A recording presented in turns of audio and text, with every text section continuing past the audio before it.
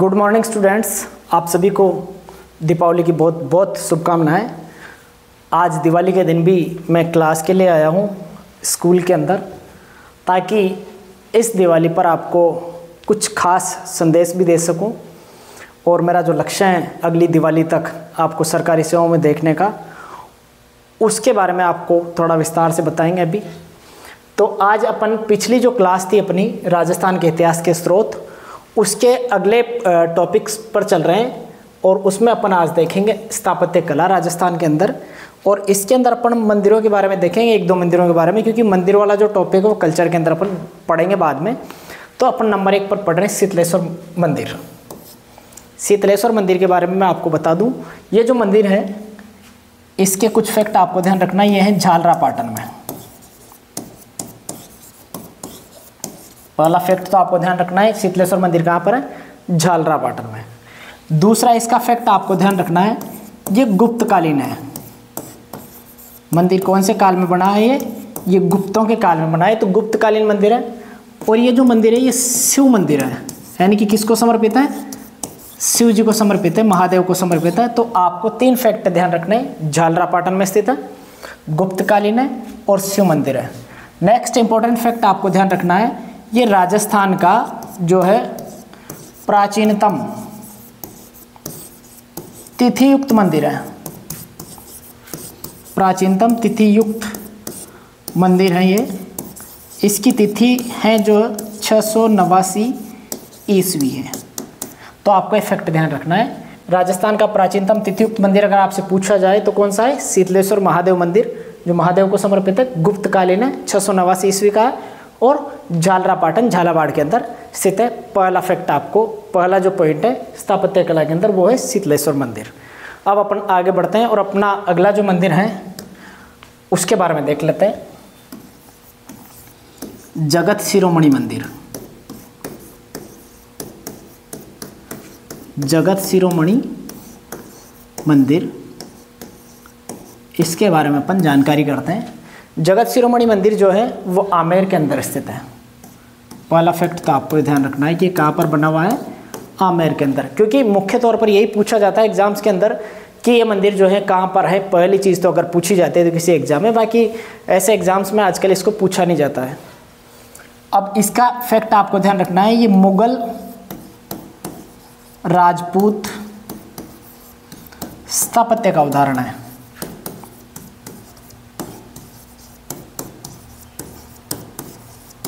मुगल राजपूत स्थापत्य का उदाहरण माना गया है, यानी कि मुगल राजपूतों की जो कला थी स्थापत्य के अंदर, उसका उदाहरण माना जाता है।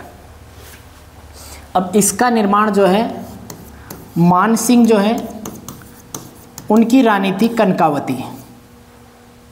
मानसिंह की रानी कनकावती ने करवाया था। ये आपको ध्यान रखना है, मानसिंह की रानी कनकावती ने उनका जो बेटा था जगत सिंह, पुत्र जगत सिंह की याद में करवाया था।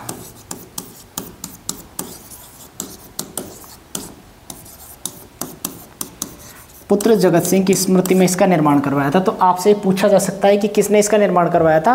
तो मान सिंह की रानी जो थी कनकावती, उन्होंने अपने बेटे जो थे जगत सिंह, उनकी याद में इसका निर्माण करवाया था। अब इस मंदिर की खास बात क्या है? इसमें भगवान कृष्ण की वह मूर्ति है, भगवान कृष्ण की वह मूर्ति है जिसकी पूजा मीराबाई करती थी। भगवान कृष्ण की वो मूर्ति है जिसकी पूजा मीराबाई जो है वो चित्तौड़ में करती थी, ये आपको ध्यान रखना है।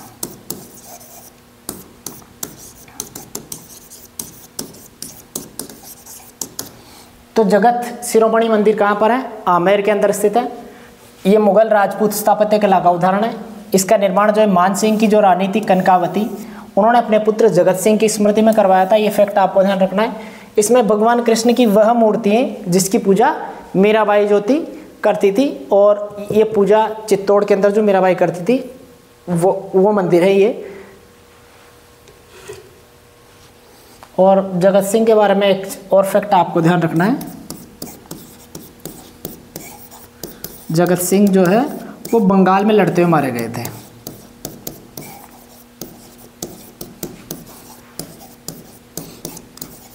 अब आपको ये तो पता है ही सही कि जगत सिंह किसके पुत्र हुए, मान सिंह के। माता का नाम कनकावती। ठीक है, अब अगले आगे बढ़ते हैं अपन और अब देखेंगे अपन चित्रकला। मुख्य तौर पर अपन देखेंगे चित्रकला। अब चित्रकला तो वैसे अपने कल्चर के अंदर काफ़ी बड़ा और विस्तृत टॉपिक है, तो इसमें अपन ज़्यादा देखेंगे नहीं। अपन जो इसमें शैल चित्रों के बारे में थोड़ा देख लेते हैं।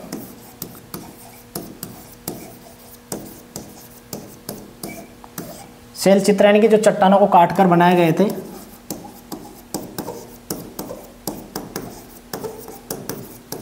जो चट्टानों में निर्मित हैं उनको शैल चित्र माना जाता है।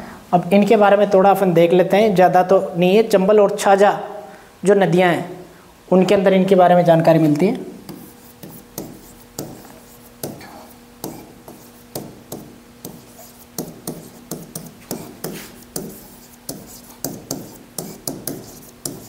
चंबल और छाजा नदियों में इनकी जानकारी अपन को प्राप्त हो सकती है शैल चित्रों के बारे में।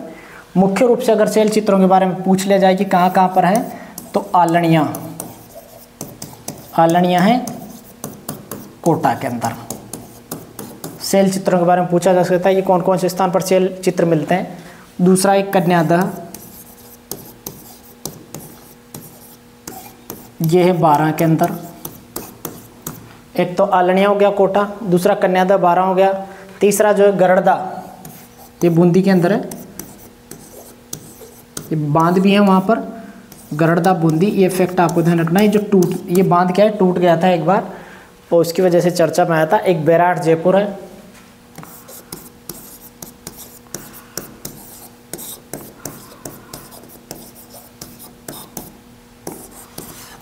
बैराट जयपुर के बाद में सोहनपुरा सीकर है।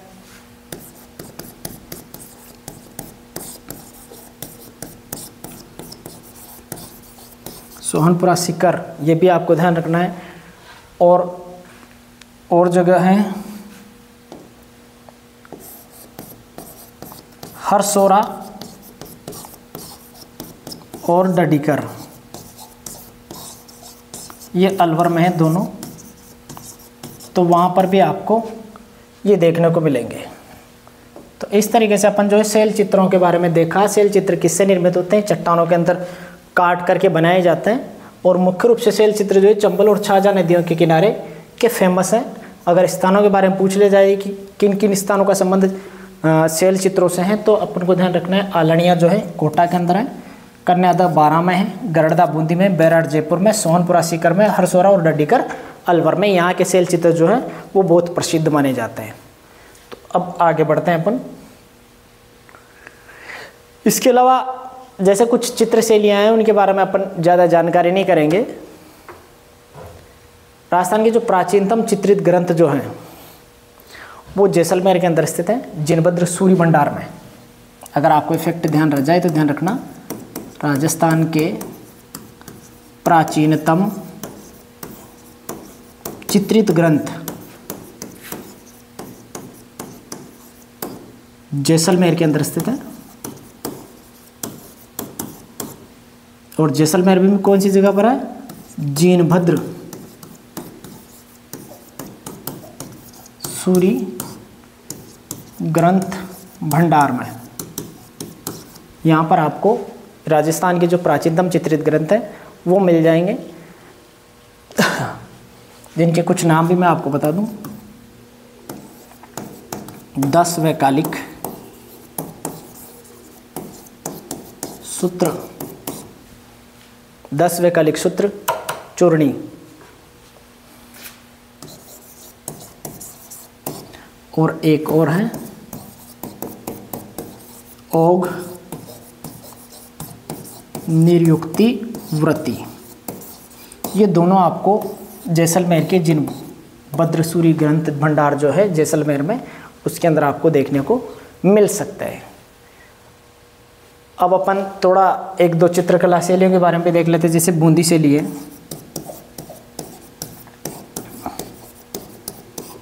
बूंदी चित्रशैली की मुख्य विशेषता जो है वो आपको ध्यान रखनी है।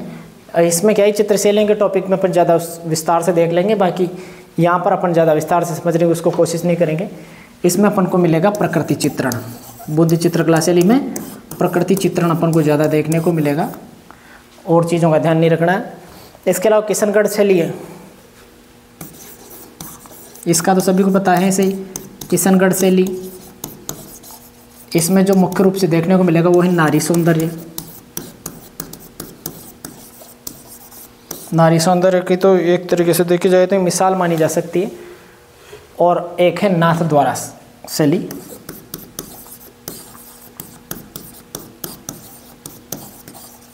यहाँ की फेमस है पिछवाई। पिछवाई कला जो है वो फेमस है यहाँ की, इसका आपको ध्यान में रखना है। और इसको जो पिछवाई जो है इसको जीआई टैग भी मिला हुआ है। तो इस तरीके से अपन चित्रकला के अंदर इन फैक्ट्स का ध्यान रखेंगे। अब आगे बढ़ते हैं। यहाँ तक तो समझ में आ गया होगा आपको कि राजस्थान का प्राचीनतम चित्रित ग्रंथ कहाँ पर है, जैसलमेर में जिनभद्र सूरी ग्रंथ भंडार के अंदर। उनके कुछ नाम आपको ध्यान रखना है, 10वें कालिक सूत्र चूर्णी और ओग्नि युक्तिवर्ती। फिर बूंदी चित्रशैली काय के लिए प्रसिद्ध है, प्रकृति चित्रण के लिए। किशनगढ़ शैली नारी सौंदर्य के लिए प्रसिद्ध है, और नाथ द्वारा शैली पिछवाई कला के लिए प्रसिद्ध है। अब अपन आगे बढ़ते हैं और उसमें देखेंगे कुछ मूर्ति कला के बारे में। तो राजस्थान में मूर्ति कला की थोड़ी बहुत अपन समझ बनाने की कोशिश करते हैं कि मूर्ति कला के बारे में क्या क्या चीज़ें फेमस है यहाँ पर, ताकि अपन को ज़्यादा इधर उधर नहीं भटकना है। कुल मिलाकर के मेरा मकसद है कि अपन जिस टॉपिक को पढ़ रहे हैं उसके बारे में अपना कंसेप्ट क्लियर हो जाए और अपन प्रश्नों के जवाब देने की स्थिति में रहें। तो इनसे क्या मूर्ति कला से हमें किसकी जानकारी मिलती है, एक तो धार्मिक स्थिति के बारे में जानकारी मिल सकती है, उस समय की नृत्यों के बारे में जानकारी मिल सकती है, उस समय के वाद्य यंत्रों के बारे में जानकारी मिल सकती है। तो इससे अपन को लिखने का तो काम करना है नहीं परीक्षा में कि अपन को मेंस में लिखना हो, ऐसे जैसे आरएस में मेंस में लिखा जाता है, वैसे तो अपन को लिखना ही नहीं है। अपन को तो बेसिक सवालों के जवाब देने हैं। अपन देखते हैं इसमें विजय स्तंभ।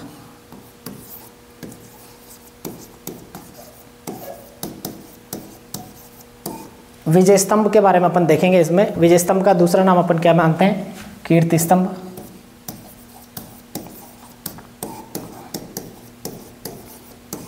अब ये कहाँ पर है, नंबर 1 चीज़ चित्तौड़ में। आपको ये ध्यान है सही कि चित्तौड़गढ़ के अंदर ये स्थित है। ये फैक्ट तो आपको सबको ध्यान में ही है। ये चित्तौड़गढ़ के किले में बना हुआ है। इसका पहला फैक्ट ध्यान रखना है, 9 मंजिला है। कितने मंजिल का है ये, 9 मंजिल का बना हुआ है। और इसको क्या कहा जाता है, मूर्तियों का अजायब घर कहा जा सकता है। मूर्तियों का अजायब घर कहा जाता है। मैं इसके बारे में ज़्यादा डिटेल में नहीं बता रहा, क्योंकि जब अपन ये टॉपिक पढ़ेंगे दुर्ग वगैरह, उसके अंदर इनके बारे में काफ़ी जानकारी देखने को मिलेगी। और इसको भारतीय मूर्ति कला का विश्वकोश भी कहा जाता है। ये आपको दोनों को ध्यान रखना है। भारतीय मूर्ति कला का विश्वकोश भी इसको कहा जाता है, क्योंकि इसमें अनगिनत सैकड़ों मूर्तियाँ बनी हुई है। अब अपन आगे बढ़ते हैं। थोड़ा बहुत सभ्यताओं के बारे में भी जानकारी लेनी थी, लेकिन सभ्यताओं का जो टॉपिक रहेगा उसमें उसको अलग से समझने की कोशिश करेंगे। तो अपना पहला जो पॉइंट था इसके अंदर, इतिहास को जानने के स्रोत, और उसमें अपन ने देखा था पुरातात्विक स्रोत। तो पुरातात्विक स्रोत के अंदर अपन ने इन चीज़ों को समझ लिया है। अब अपन बढ़ते हैं साहित्यिक स्रोत की तरफ। दूसरे अपने लिए स्रोत है साहित्यिक स्रोत।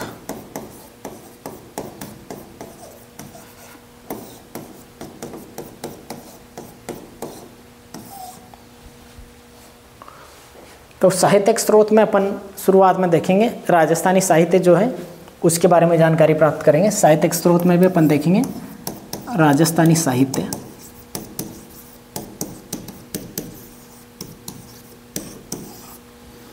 अब राजस्थानी साहित्य के बारे काफ़ी विस्तार में है राजस्थानी साहित्य, तो इसमें जो इम्पोर्टेंट चीज़ें होंगी उनको अपन जानने की कोशिश करेंगे। नंबर 1 पर अपन देखते हैं मोहनोत नैणसी को।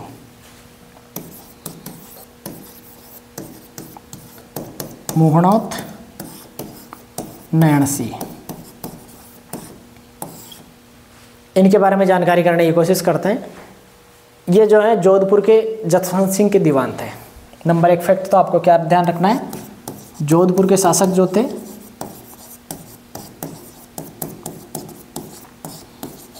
जसवंत सिंह के दीवान थे। ये एक तरीके से बोला जाए तो वित्त मंत्री थे। जसवंत सिंह के दीवान या वित्त मंत्री की पोस्ट इनके पास थी। अब इन्होंने पुस्तकें लिखी थी 2। नंबर 1 पर अपन देखते हैं इनकी पुस्तक मारवाड़रा परगनारी विगत, ये इनकी पहली किताब मानते हैं अपन, मारवाड़रा परगनारी विगत। अब इसको अपन क्या बोलते हैं, इस बुक का दूसरा नाम जो है वो है मारवाड़ का गजट। इसको उपमा दी जाती है मारवाड़ का गजट। मारवाड़ का गजट की उपमा भी इसको मिलती है, आपको ध्यान रखना है। मारवाड़रा परगनारी विगत जो मोड़ोत नेणसी किताब है उसको मारवाड़ का गजट भी कहा जाता है। और इस पुस्तक से अपन को क्या जानकारी मिलती है, इससे जनगणना की जानकारी मिलती है। जनगणना की जानकारी अपन को प्राप्त होती है कि उस समय जनगणना की जाती थी, ऐसा फैक्ट अपन को इसमें देखने को मिलता है। इससे उस समय की प्रशासनिक,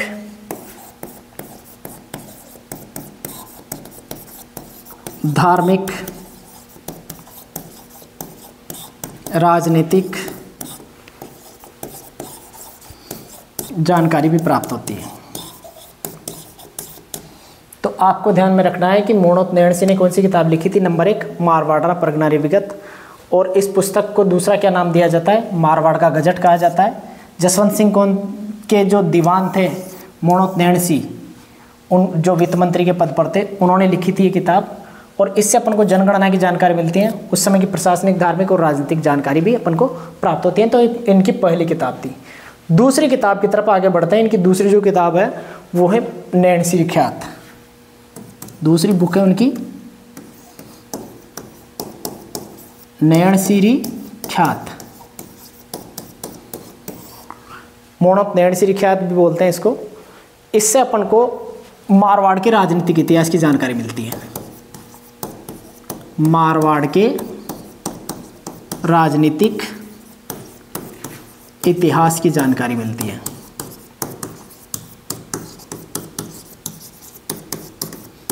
इस पुस्तक से अपन को क्या जानकारी मिलती है, मारवाड़ के राजनीतिक इतिहास की जानकारी मिलती है। ये जो ख्यात है मुख्य रूप से ये 14वीं शताब्दी के बाद का जो राजस्थान का इतिहास है उसकी जानकारी देती है। 14वीं शताब्दी के बाद के राजस्थान के इतिहास की जानकारी देती है, अपन को इससे प्राप्त हो जाती है। नंबर इफेक्ट आपको ध्यान में रखना है।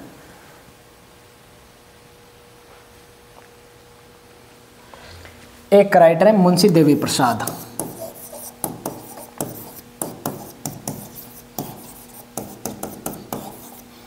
इन्होंने इनको अबुल फजल की उपमा दी है। मोड़ोत नेणसी को अबुल फजल की उपमा दी थी। अबुल फजल की उपमा इनको दी थी और इनको राजपुताने का अबुल फजल भी कहा जाता है, ये आपको ध्यान रखना है। राजपुताने का अबुल फजल कहा जाता है इनको। ये उपमा इनको जो है मुंशी देवी प्रसाद ने दी थी।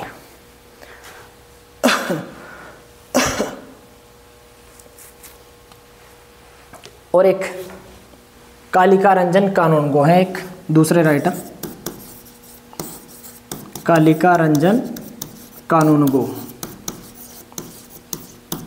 उन्होंने इनको अबुल फजल से श्रेष्ठ माना है। अबुल फजल से श्रेष्ठ बताया है इन्होंने। मोड़ोत नेणसी को अबुल फजल से भी श्रेष्ठ बताया। कानूनगो जो हिस्ट्री के इतिहासकार हैं उन्होंने इनको, कालिका रंजन कानूनगो ने इनको अबुल फजल से भी श्रेष्ठ इतिहासकार माना है। इनको क्या है, मोड़ोत नेणसी जो थे और उनके भाई थे सुंदरदास, इनको गबन के आरोप में जेल में डाला गया था, ये ध्यान रखना है आपको। नैणसी और उनके भाई थे सुंदरदास, इन दोनों को गबन के आरोप में जेल में डाला गया था और वहां पर इन्होंने आत्महत्या कर ली थी जेल में। तो आपको एक फैक्ट भी ध्यान रखना है, मोणोत नैणसी और उनके भाई थे सुंदरदास, जिनको गबन के आरोप में जेल में डाल दिया गया था, वहीं पर इन्होंने आत्महत्या कर ली थी। तो मोणोत नैणसी रिख्यात के बारे में अपन समझ सकते हैं। मोणोत नैणसी रिख्यात जो इनकी किताब है वो मारवाड़ के राजनीतिक इतिहास की जानकारी देती है। इससे अपन को 14वीं शताब्दी के बाद का जो राजस्थान है उसके बारे में जानकारी प्राप्त होती है। मुंशी देवी प्रसाद जो राजस्थान के एक प्रसिद्ध इतिहासकार है, उन्होंने इनको अबुल फजल कहा है और राजपूताने का अबुल फजल की उपमा इनको प्राप्त होती है। कालिका रंजन कानूनगो एक अन्य इतिहासकार है, इन्होंने इनको अबुल फजल से भी श्रेष्ठ माना है, मोणोत नैणसी को। और मोणोत नैणसी और उनके भाई थे सुंदरदास, जिनको गबन के आरोप में गिरफ्तार करके जेल में डाला गया था और वहाँ पर इन्होंने आत्महत्या कर ली थी। ये फैक्ट भी आपको ध्यान में रखना है। अब आगे बढ़ते हैं अपन दूसरे राइटर की तरफ, जो राजस्थान के फेमस राइटर हुए हैं, पृथ्वीराज राठौड़।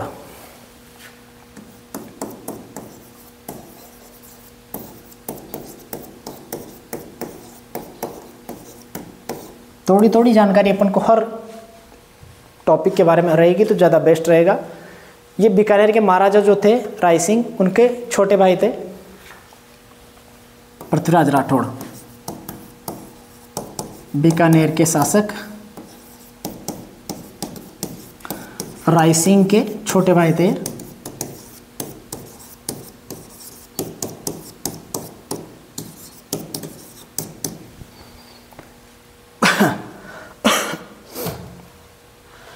और ये जो है अकबर के दरबारी विद्वान भी थे। मुगल सम्राट अकबर थे ना, उनके दरबारी विद्वान थे, यानी कि उनके दरबार में रहने वाले विद्वान व्यक्ति थे।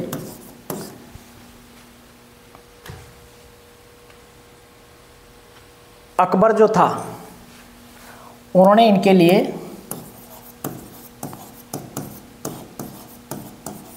इन्हें गागरोन का किला दिया था।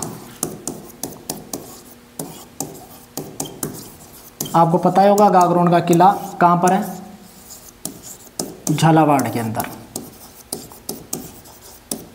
तो ये किला किसने दिया था इनको? अकबर ने दिया था पृथ्वीराज राठौड़ को। और इनकी जो किताब है उस किताब का नाम है वैली किरसन रुक्मणी री। वैली किरसन रुक्मणी री, इसकी जो काव्य शैली है वो डिंगल है। बुक, ये जो पुस्तक है इसकी काव्य शैली पूछा जा सकता है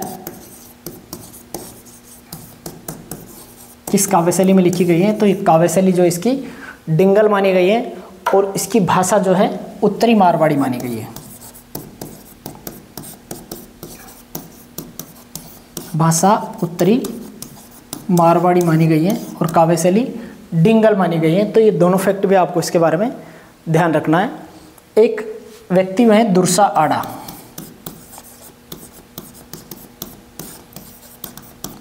दुर्सा आड़ा ने इनको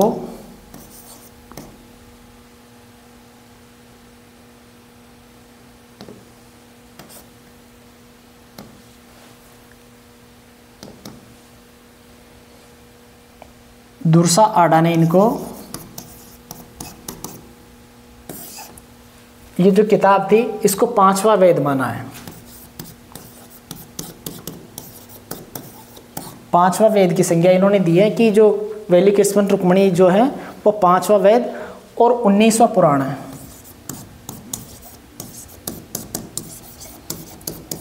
तो दुर्सा आड़ा की उपमा भी आपको ध्यान रखनी है। दुर्सा आड़ा ने वैली किरसन रुक्मणी की जो किताब है इसको 5वां वेद और 19वां पुराण की संज्ञा दी है। और कर्नल जेम्स टोड ने जो है इस किताब के बारे में लिखा है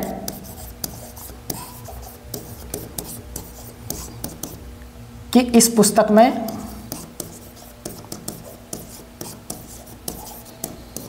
10,000 घोड़ों का बल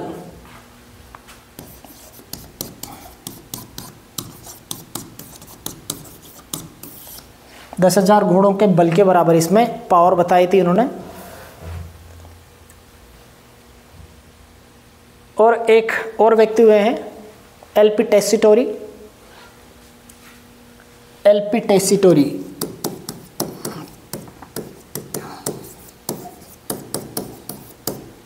इन्होंने पृथ्वीराज राठौड़ को डिंगल का हेरोस कहा है, ये उपमा भी इनको दी है। तो इस तरीके से अपन ने देखा है कि पृथ्वीराज राठौड़ कहाँ के थे, ये बीकानेर के शासक राय सिंह थे, उनके छोटे भाई थे। नंबर 1 फैक्ट आपको ध्यान रखना है। दूसरा है अकबर के दरबारी विद्वान थे, जो अकबर था मुगल सम्राट अकबर, उसके दरबार में रहने वाले विद्वान थे ये। अकबर ने इनको जो है गागरोन का किला जो है वो दान में दिया था, और जो गागरोन कहाँ पर है, झालावाड़ में। इन्होंने एक किताब लिखी थी जिस किताब का नाम था वेली कृष्ण रुक्मणी। और वेली कृष्ण रुक्मणी जो है वो इनकी जो काव्य शैली इस किताब की वो डिंगल है, और भाषा उत्तरी मारवाड़ी है। इस प्रश्न को पूछ लिया गया है पहले एग्जाम्स में, इसलिए इसकी भाषा और काव्य शैली दोनों को लिखवाया गया है। दुर्साड़ा जो एक राइटर है, उन्होंने इस जो किताब है वेली कृष्ण रुक्मणी, इसको 5वां वेद और 19वां पुराण की संज्ञा दी है। ये फैक्ट आपको ध्यान रखना है। दूसरा, कर्नल जेम्स टोड ने इस पुस्तक में 10,000 घोड़ों के बराबर बल माना है कि इस किताब में कितना बल है, 10,000 घोड़ों के बराबर बल है। वहीं एलपी टेसिटोरी जो है, इन्होंने माना है कि जो पृथ्वीराज राठौड़ है वो डिंगल के हेरोस के नाम से जाने जाते हैं। इस तरीके से अपन को इनके बारे में ध्यान रखना है। अब बढ़ते हैं अपन आगे, और अपन देखेंगे अब संस्कृत साहित्य। राजस्थानी साहित्य अपन ने देखा, अब देखते हैं अपन थोड़ा संस्कृत साहित्य।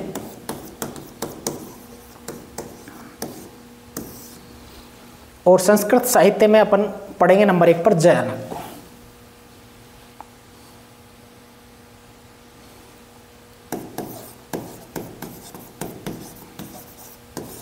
जयानक के बारे में अपन जानकारी करेंगे। जयानक जो है पृथ्वीराज चौहान के दरबारी विद्वान थे। नंबर 1 फैक्ट आपको ध्यान रखना है, पृथ्वीराज चौहान के दरबारी विद्वान थे ये।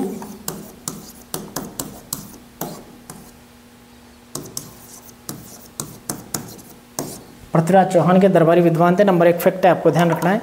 दूसरा, इन्होंने एक किताब लिखी थी, पुस्तक थी इनकी पृथ्वीराज विजय।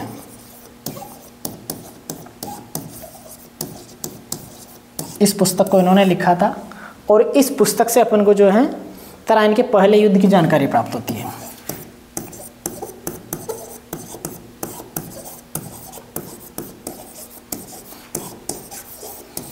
तराइन के प्रथम युद्ध की जानकारी अपन को इस किताब से मिलती है।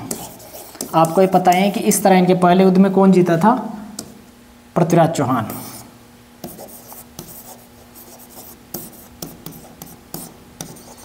पृथ्वीराज चौहान इसमें जीते थे, ये फैक्ट आपको ध्यान रखना है।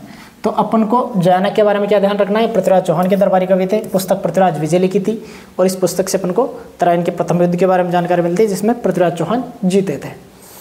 अगला अपन देखते हैं मंडन। दूसरा विद्वान है मंडन,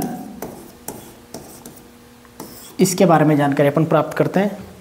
ये महाराणा कुंभा का वास्तुकार था।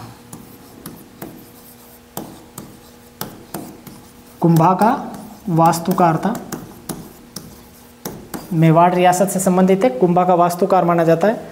इनकी किताब है राजवल्लभ।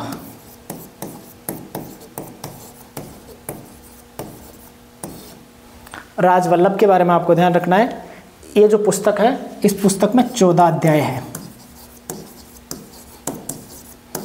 आपसे अध्यायों के बारे में पूछा जा सकता है कि राजवल्लभ में कितने अध्याय है और ये पुस्तक किसकी है, तो राजवल्लभ मंडन की पुस्तक है और इसमें 14 अध्याय है। और इससे उस समय के महल, मंदिर, बाजार, स्थापत्य आदि जानकारियाँ प्राप्त होती हैं। आपको मुख्य रूप से ध्यान रखना है कुंभा का वास्तुकार है और राजवल्लभ में 14 अध्याय है, और चीज़ों के बारे में आपको जानकारी नहीं रखनी है। अब आगे देखते हैं अपन पारसी साहित्य।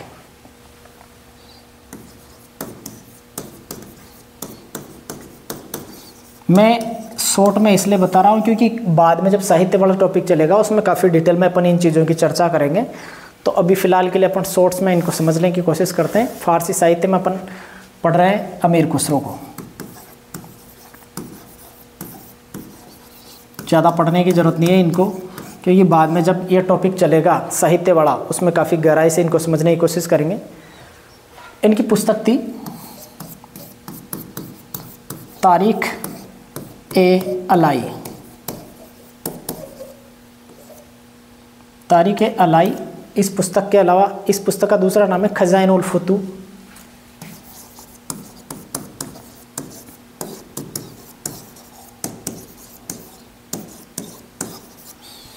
तारीख ए अलाई या खजाइन उल फुतू इस किताब का नाम है। और इससे अपन को अलाउद्दीन खिलजी के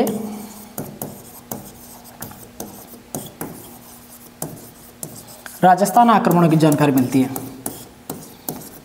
राजस्थान पर आक्रमणों की जो जानकारी है वो अपन को प्राप्त होती है। तो आपको अमीर खुसरो के बारे में इतना ध्यान रखना है, सिर्फ इस किताब का नाम ध्यान रखना, विशेष रूप से खजाइन उल फुतू या तारीख ए अलाई, जिससे अपन को राजस्थान में अलाउद्दीन खिलजी के आक्रमण जो है उनके बारे में जानकारी प्राप्त हो जाती है। दूसरे राइटर के बारे में अपन देखते हैं, वो है अबुल फजल, फारसी के इतिहासकार अबुल फजल। अपन ने थोड़ी देर पहले देखा था अकबर के दरबारी थे ये, तो इनके बारे में थोड़ा जानकारी कर लेते हैं। इनकी पुस्तक का नाम है अकबरनामा। इनकी किताब का नाम है अकबरनामा या आइन ए अकबरी। आइन ए अकबरी, अकबरनामा का दूसरा नाम है आइन ए अकबरी। तो इसके बारे में अपन थोड़ी जानकारी कर लेते हैं। इससे महाराणा प्रताप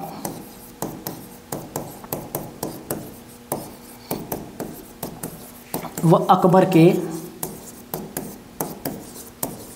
एक पक्षीय संबंधों का पता चलता है। एक पक्षीय संबंधों की जानकारी प्राप्त होती है। एक पक्षीय संबंधों की इसके बारे में अपन को जानकारी प्राप्त होती है। इससे अपन को मेवाड़, जयपुर, अलवर और भरतपुर की भौगोलिक स्थिति की जानकारी प्राप्त होती है। मेवाड़, जयपुर, अलवर, इसके अलावा भरतपुर की भौगोलिक जानकारी प्राप्त होती है।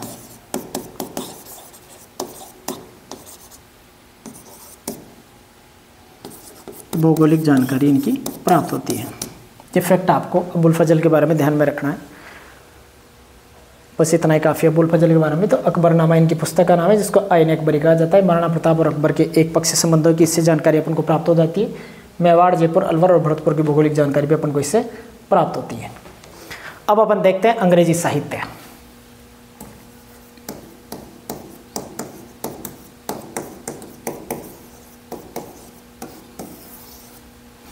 अंग्रेजी साहित्य में अपन देखेंगे जॉर्ज थॉमस, नंबर 1 पर पढ़ेंगे अपन।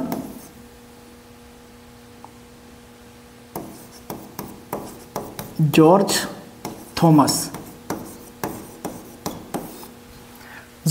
के बारे में पढ़ेंगे। ये रहने वाले जो थे आयरलैंड के रहने वाले थे।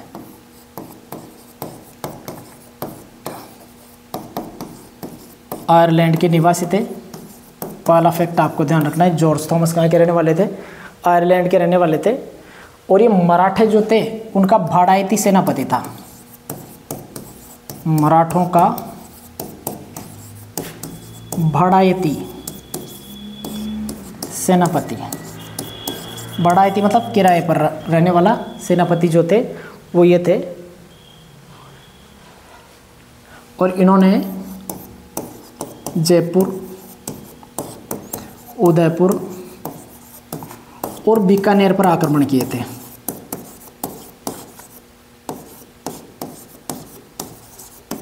जयपुर, उदयपुर और बीकानेर पर आक्रमण किए थे। ये फैक्ट भी आपको ध्यान में रखना है कि जॉर्ज थॉमस ने कहाँ कहाँ पर आक्रमण किए थे। और एक और फैक्ट जो इम्पोर्टेंट है वो ध्यान रखना है, राजस्थान के लिए प्रथम बार राजपुताना शब्द का प्रयोग इन्होंने किया था। राजपुताना शब्द का प्रयोग इन्होंने ही किया था। तो राजस्थान के लिए प्रथम बार राजपूताना शब्द का प्रयोग किन्होंने किया था? जॉर्ज थॉमस ने। एक पुस्तक है विलियम फ्रैंकलिन, जो है एक राइटर है अंग्रेज, William Franklin.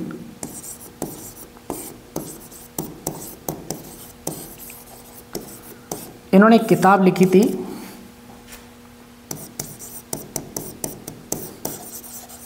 Military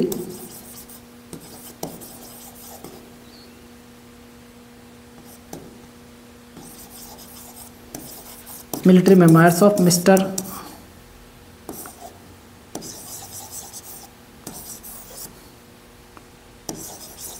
George Thomas.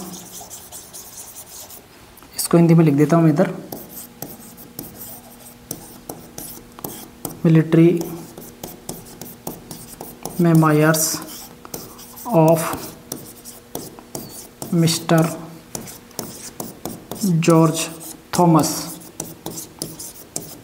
इस पुस्तक में इन्होंने बताया है कि जॉर्ज थॉमस पहला व्यक्ति था जिसने राजपूताना शब्द का प्रयोग राजस्थान के लिए किया है। तो आपको इनकी किताब का नाम भी ध्यान रखना है, military memoirs of mister George Thomas. तो आपको जॉर्ज थॉमस का फैक्ट क्या ध्यान रखना है? आयरलैंड के रहने वाले, मराठों के भाड़ाइती सेनापति है। इन्होंने जयपुर, उदयपुर और बीकानेर पर आक्रमण किए थे।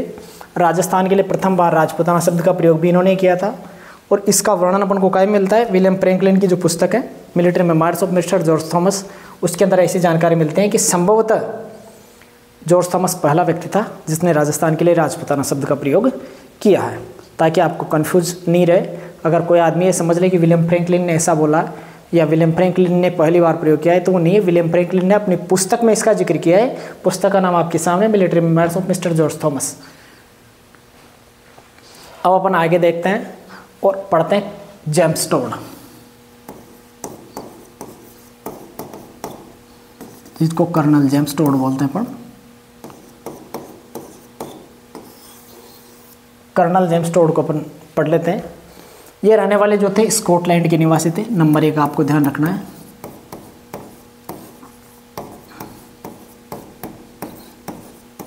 स्कॉटलैंड के निवासी थे। नंबर 1 फैक्ट तो आपको ध्यान रखना है।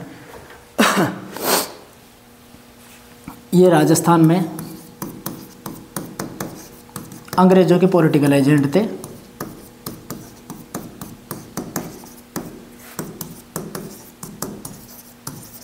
पॉलिटिकल एजेंट थे अंग्रेजों के, ये फैक्ट आपको ध्यान रखना है। इनके गुरु थे एक, जिनका नाम था यति ज्ञानचंद्र, जो मांडल के रहने वाले थे। यति ज्ञानचंद्र जो है इनके गुरु का नाम था। अब इन्होंने 2 किताबें लिखी थी। इनकी पुस्तकें जो इनके नाम आपको ध्यान रखना है।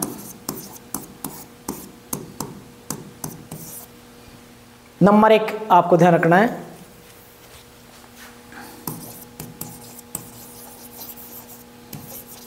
Annals and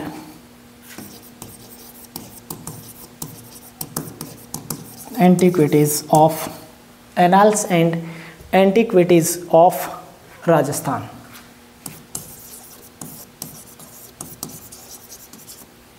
annals and antiquities of Rajasthan.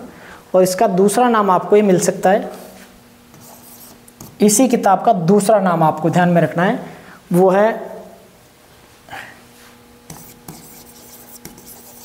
Central and western Rajput state of India.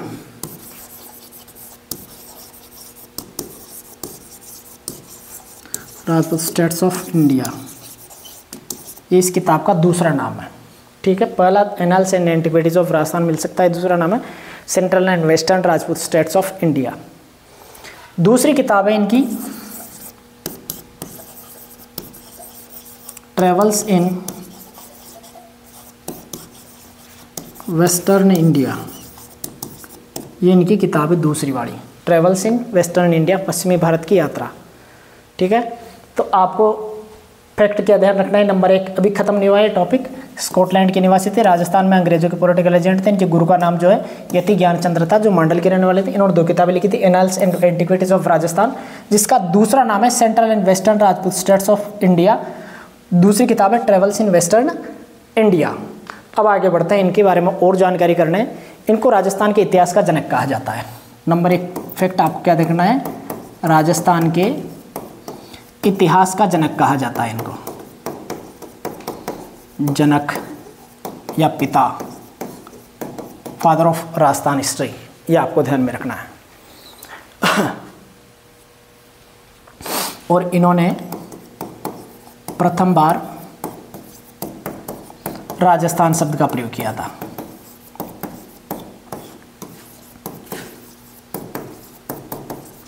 Rajputana का तो आपको पता है सही, जॉर्ज थॉमस। और राजस्थान शब्द का प्रथम प्रयोगकर्ता कौन है, जेम्स टोड, ये आपको ध्यान में रखना है। ठीक है, अब आगे बढ़ते हैं अपन और अगले जानकारी लेते हैं अपन एलपी टेसीटोरी के बारे में।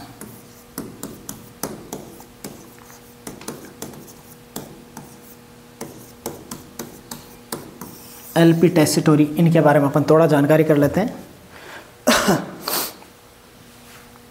ये जो है उदीने एक जगह है इटली के अंदर, यहाँ के निवासी थे। पहला फैक्ट आपको ध्यान रखना है कि उदीने इटली के निवासी थे, एलपी टेसीटोरी। ये भाषाविद और पुरातत्वविद थे।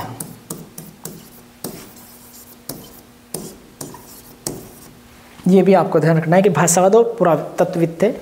इनके गुरु जो थे, इनके गुरु का भी आपको ध्यान रखना है, क्योंकि गुरु के बारे में पूछ लिया जाता है एग्जाम्स के अंदर।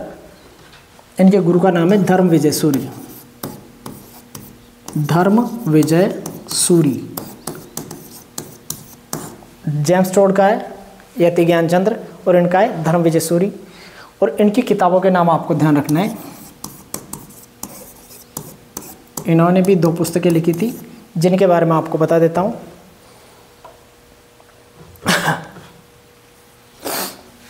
Bardic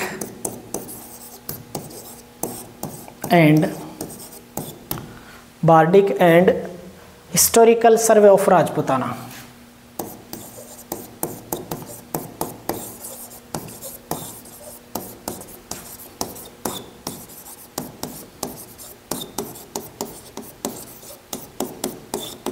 bardic and historical survey of Rajputana पहली पुस्तक है।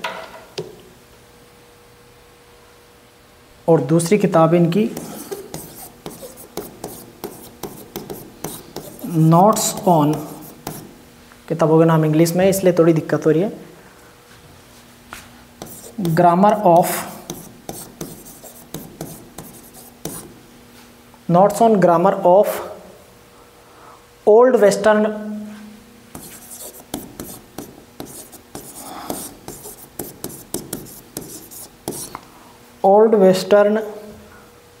राजस्थानी।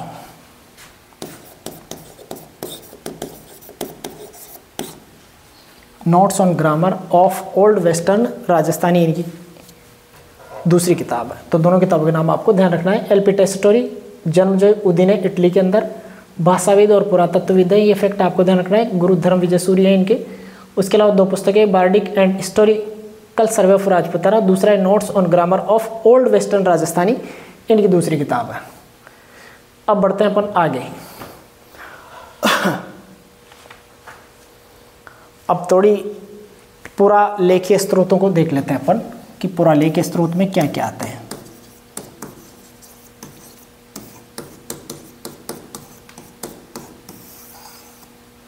पूरा लेखीय स्रोत में अपन देखते हैं। नंबर 1 पर थोड़ा 2 फैक्ट आपको ध्यान रखना है। राष्ट्रीय अभिलेखागार ध्यान रखना है एक तो, राष्ट्रीय अभिलेखागार पूछा जा सकता है, ये दिल्ली में है। और राज्य अभिलेखागार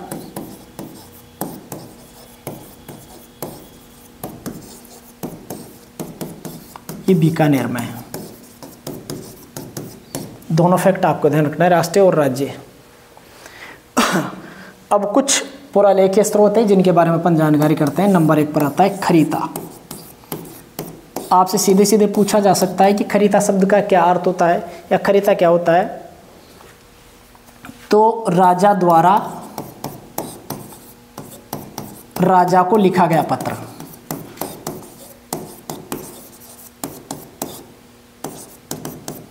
तो राजा द्वारा राजा के लिए जो पत्र लिखा जाता था उसको क्या बोला जाता है? राजा द्वारा राजा के लिए लिखा गया जो पत्र होता था उसको खरीता बोला जाता था। इफेक्ट आपको ध्यान रखना है कि खरीता क्या है, तो सीधे सीधे आपको ध्यान रखना है। दूसरा शब्द मिल सकता है आपको परवाना, क्योंकि इनके अर्थ पूछे जाते हैं आजकल एग्जाम्स में कि परवाना क्या है। तो राजा द्वारा अधीनस्थों को लिखा गया पत्र।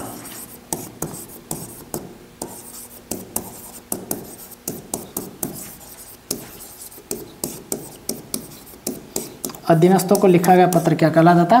परवाना कहलाता था। खरीता जो है वो राजा द्वारा राजा को लिखा जाता था। तो 2 फैक्ट आपको ध्यान रखना है। तीसरा ध्यान रखना है अर्पदास्त।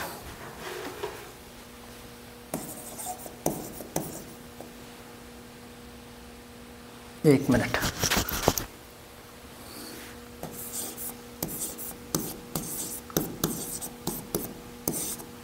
अर्पदास्त आधा प है यहाँ पर, फिर पूरा है अर्पदास्त। इसके बारे में आपसे पूछा जा सकता है। तो ये प्रजा द्वारा राजा को लिखा जाता था। प्रजा द्वारा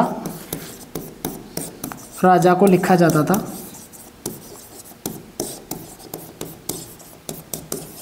उसको बोला जाता था अर्पदास्त। तो आपको 3 फैक्ट ध्यान रखना है। खरीता क्या होता है? राजा द्वारा राजा को लिखा गया पत्र।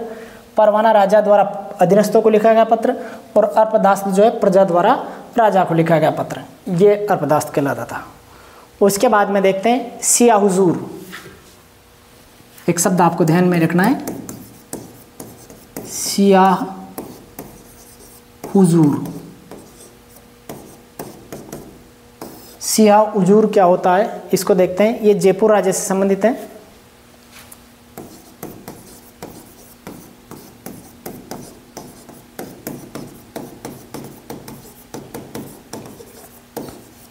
सिया हुजूर जयपुर राज्य से संबंधित है, आपसे पूछा जा सकता है।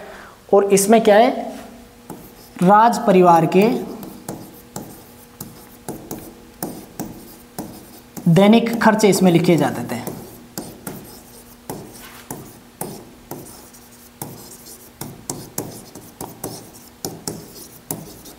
राज परिवार के दैनिक खर्चे इसके अंदर लिखे जाते थे। आपको ध्यान रखना है। सिया हुजूर क्या है? जयपुर रियासत से संबंधित है, जयपुर राज्य से संबंधित है। इसमें राज परिवार के दैनिक खर्चे लिखे जाते थे। अब अगला शब्द मिलेगा आपको दस्तूर कोमवार।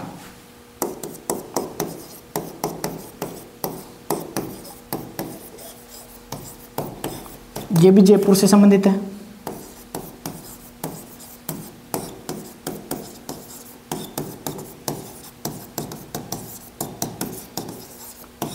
आपसे पूछे जा सकते हैं सीधे सीधे शब्दों को, इसलिए पूछा बोल रहा हूं। इसमें क्या है? कर्मचारियों के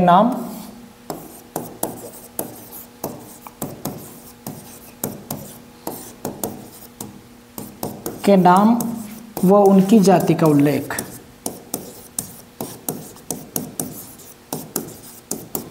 उनकी जाति का उल्लेख देखने को मिलता था।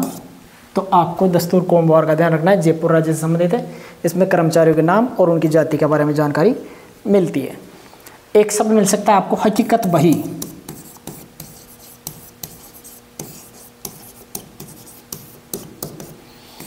हकीकत बही से अपन को क्या जानकारी मिलती है? तो राजा की दैनिक दिनचर्या की जानकारी प्राप्त होती है। राजा की दैनिक दिनचर्या की जानकारी प्राप्त होती है।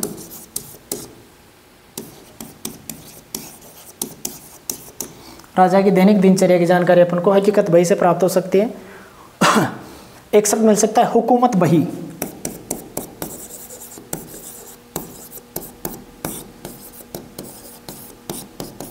हुकूमत बही से अपन को क्या जानकारी प्राप्त होगी?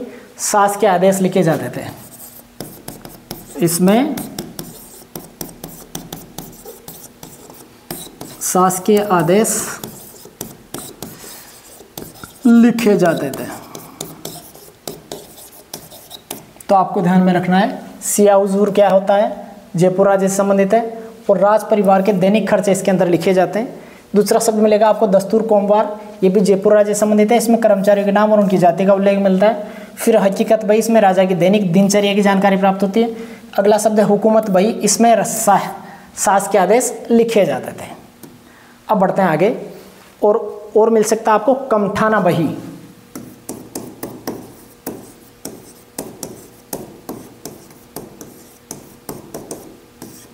कमठाना बही जो है इसमें निर्माण कार्यों की जानकारी प्राप्त होती है। निर्माण कार्यों की जानकारी इससे प्राप्त होती है। कमठाना बही से किसकी जानकारी प्राप्त हो सकती है? निर्माण कार्यों की जानकारी प्राप्त हो सकती है।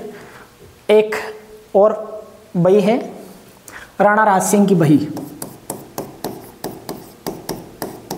राणा राज सिंह की बही,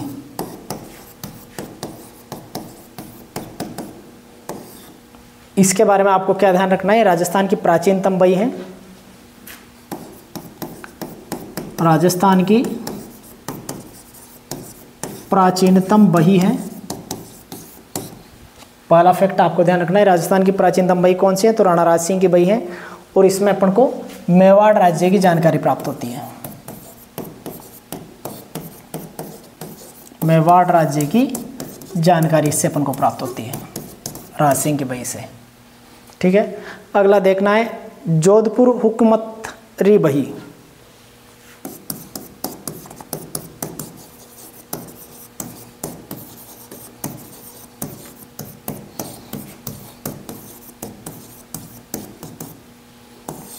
जोधपुर हुकूमतरी बही से अपन को, ये राजस्थान की दूसरी प्राचीनतम बही है।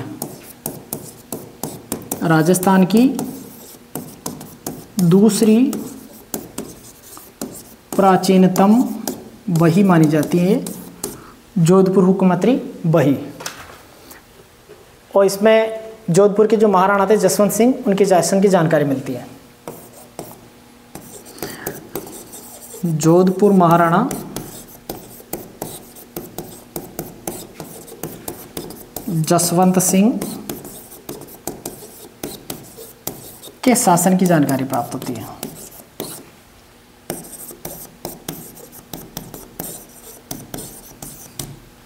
तो एक बार वापस देख लेते हैं इनको। कमठाना बही जो होती है वो निर्माण कार्य से संबंधित मानी गई है। राणा राज सिंह की बही जो है राजस्थान की प्राचीनतम बही मानी गई है, इसमें मेवाड़ राज्य की जानकारी प्राप्त होती है। फिर जोधपुर हुकूमतरी बही है राजस्थान की दूसरी प्राचीनतम बही मानी गई है, और इसमें जोधपुर के महाराणा जसवंत सिंह के शासनकाल की जानकारी प्राप्त होती है। तो इस तरीके से अपना जो पहला टॉपिक है ये पूरा होता है। अब आप इस टॉपिक को इन दोनों क्लासों से समझ सकते हैं, और मैं उम्मीद करता हूँ कि आपको इस टॉपिक में फ्यूचर में भी कोई समस्या नहीं आएगी, और एग्ज़ाम्स में जो क्वेश्चन बनने की संभावना है वो लगभग इसी में से रहेंगे। तो आपको ज़्यादा इधर उधर भटकना नहीं है। पहले इस टॉपिक को पढ़ें, आप अच्छे तरीके से अपनी बुक आपके पास जो भी है जिसकी आप हेल्प ले रहे हैं उससे पढ़ लें। उसके बाद में इन क्लासेस को देख लें, या पहले क्लासेस को देख लें बाद में उसको बुक से पढ़ लें, ताकि आपको इसके बारे में बेहतर अंडरस्टैंडिंग हो सके और किसी भी प्रकार की आपको समस्या नहीं आएगी। और आप इन क्लासेस को ज़्यादा से ज़्यादा बच्चों के साथ जोड़ने की कोशिश करें, ताकि गरीब बच्चों का इससे फ़ायदा हो सके। मैं जो है एक मिशन पर काम कर रहा हूँ। मेरा जो लक्ष्य है वो ये है कि किसी भी गरीब बच्चे को कोचिंगों में धक्के नहीं खाने पड़े, अपने पैसे फालतू बर्बाद नहीं करने पड़े, क्योंकि कोचिंग वाले एक माफिया की भूमिका निभाने लग गए और बच्चों को लूटने के अलावा कुछ नहीं करते। सीधी सीधी बात मैं आपको बता दूं, क्योंकि आप किसी भी कोचिंग में जाएंगे तो आप तब जाते हैं वहाँ पर जब आपको किसी चीज़ को सीखने की ज़रूरत होती है, और वहाँ पर क्या करते हैं, वही व्यक्ति एसआई के बैच में पढ़ा रहा है, वही व्यक्ति रीट के बैच में पढ़ा रहा है, वही व्यक्ति आरएस के बैच में पढ़ा रहा है, वही व्यक्ति लेक्चरर के बैच में पढ़ा रहा है, वही व्यक्ति कॉलेज लेक्चरर को पढ़ा है, वही कांस्टेबल को पढ़ा रहा है, वही एसएससी को पढ़ा रहा है। अब आप ये देखिए, एक आदमी इतनी सारी जगहों पर पढ़ा रहा है, लेकिन उसके बावजूद वो खुद किसी एग्ज़ाम में पास नहीं हुआ है, तो आप उससे पढ़ के क्या सीख पाएंगे बताओ। मैं आपके सामने खड़ा हूँ, मैंने कम से कम 10 गवर्नमेंट एग्ज़ाम्स पास किए और 10 सालों से पढ़ा रहा हूँ। हालांकि मैं ऑनलाइन के फील्ड में पहली बार उतरा हूँ, और मेरा लक्ष्य सिर्फ इतना है कि इन फालतू के लुटेरों के चक्कर में आप नहीं पड़े। कोई भी गरीब बच्चा जो अपने पैसे खर्च करने की क्षमता नहीं रखता है वो हमसे जुड़ सकता है। मैं दावे के साथ कर रहा हूँ कि अगली दिवाली आप सरकारी सेवा के साथ मनाएंगे, मैं आपको विश्वास दिलाता हूँ। बस आपको करना क्या है, जो चीज़ आपको पढ़ाई जाए उसको आप अच्छे से देखिए, समझिए, नोट डाउन कीजिए और हो सके तो इस टॉपिक को एक बार बुक से पढ़ लीजिए। बुक भी मैं हिस्ट्री की भी तैयार करवा रहा हूँ, अभी आधी तैयार हुई है राजस्थान की हिस्ट्री की, भारत के संविधान की और राजस्थान के संविधान की तैयार हो गई और 5 दिसंबर को लॉन्च हो जाएगी। तो आप मेरी बुक से पढ़ें और वो बुक जो है मैंने बच्चों के हिसाब से ही उसको तैयार करवाया ताकि बच्चों को इधर उधर नहीं भटकना पड़े। दूसरी चीज़, उसको न्यूनतम पैसों के अंदर मार्केट में उतारा जाएगा ताकि हर एक बच्चा उस किताब को खरीद के पढ़ सके। और उसके बाद में आप क्लासें देखें, फिर आपको कहीं भी इधर उधर भटकने की ज़रूरत नहीं है, किसी भी कोचिंग के चक्कर काटने की ज़रूरत नहीं पड़ेगी। मैं आपको विश्वास दिलाता हूँ। अगर आपको मेरे ऊपर भरोसा है तो आप मुझसे जुड़ सकते हैं, भरोसा नहीं है तो आपके पैसे हैं, आपका समय है, खूब जा करके बर्बाद कर सकते हैं। मैं आपको नहीं रोक रहा इसमें। तो आज की क्लास के लिए बस इतना ही। जय हिंद, धन्यवाद।